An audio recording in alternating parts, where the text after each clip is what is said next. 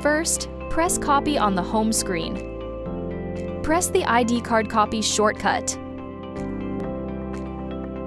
Turn on the ID card copy function, then prepare a name card or ID card. Open Document Processor and place the card on the platen. Please note that the scanning range within 210 × 210 millimeters.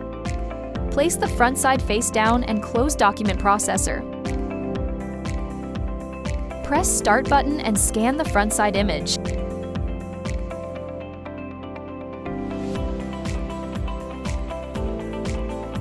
When finished, it will show the signal to turn over the card. Open the Document Processor again, flip over the card, and place the back side on the platen.